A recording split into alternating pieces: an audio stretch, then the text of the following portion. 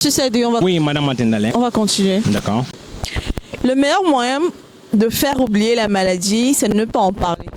Est-ce que vous pensez que, je vais dire quoi, en supposant que j'ai une maladie comme, je vais dire quoi, le sida, en essayant d'éviter le sujet, ça va me permettre d'aller plus mieux? Voilà. Donc, la sagesse de cette citation veut qu'on réalise qu'en réalité, quand vous commencez, quand vous acceptez la maladie, parce que le souci ici, c'est dans l'acceptation. Ça veut dire que quand vous acceptez la maladie, vous donnez plus de pouvoir à la maladie de vous faire du mal.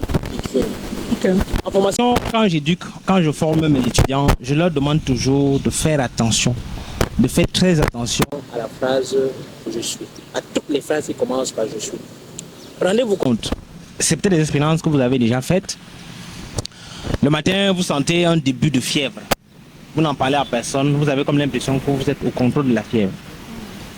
À l'instant où vous ouvrez votre bouche et que vous dites que ça peut être un proche, ça peut être une maman, un parent proche ou bien une soeur proche, que je suis malade. En ce moment-là, vous commencez à faire véritablement la fièvre. C'est-à-dire qu'en ce moment-là, vous voyez, on a comme l'impression que vous donnez plus de pouvoir maintenant à la fièvre de prendre le dessus sur vous. Comme s'il y a eu un déclenchement. Tout à fait.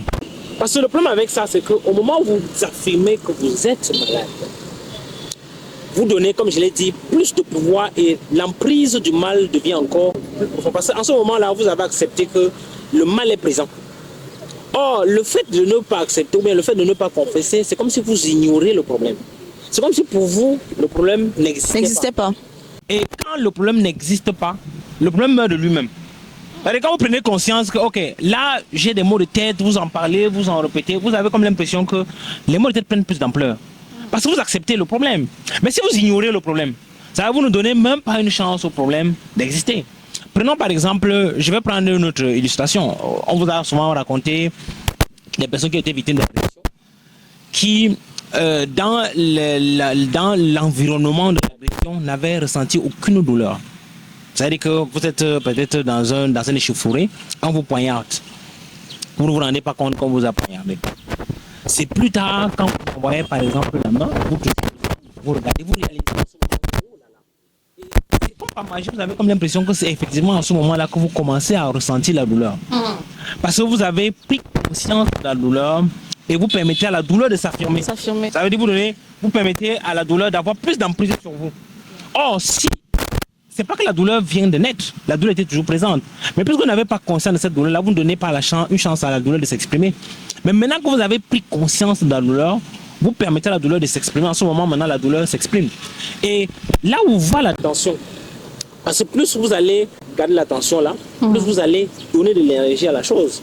Et vous savez que peu importe la chose, quand vous commencez à donner de l'énergie à la chose prend forcément la peur. Or, quand vous ne donnez pas l'énergie, vous ne nourrissez pas la chose. Et quand vous ne nourrissez pas quelque chose, la chose meurt. Elle meurt, c'est proprement. Oui, oui. C'est pour ça qu'on dit faites attention. Je demande toujours aux étudiants de faire attention à la phrase, à toutes les phrases qui commencent par je suis. C'est-à-dire quand vous dites je suis malade, vous affirmez que vous êtes malade. Vous donnez une chance à la maladie, au mal qui est en vous de s'exprimer davantage. Mais quand vous faites comme si vous n'avez aucun problème. Regardez comment, moi j'ai suivi beaucoup de témoignages de personnes qui avaient guéri du cancer. Parce qu'à l'annonce du diagnostic de cancer, ils ont fait comme s'ils n'avaient pas eu le cancer. C'est-à-dire que leur vie n'avait pas été bousculée, n'avait pas été chamboulée par quoi que ce soit. C'est comme s'ils n'avaient rien eu. Ils continuent les activités, d'autres même arrivaient à la maison, ils continuaient à écouter de l'humour, tout ça là. Donc pour eux, ils n'avaient pas de cancer. Et on s'est rendu compte qu'après 2 mois, 3 mois, la cellule cancéreuse régressait. Tout simplement parce que le stress qui est lié souvent à l'aggravation de la maladie n'était pas présent. La prise de conscience n'était pas là. Donc ignorez le problème, faites comme si le problème n'existait pas et vous n'allez pas nourrir le problème. Et le problème n'aura pas de choix que de se suicider. Mais quand vous accordez de l'attention, vous accordez de l'énergie, vous nourrissez le problème, vous nourrissez le mal, et c'est comme ça que le mal va s'exprimer davantage, malheureusement. Malheureusement. Merci, monsieur Sadeux.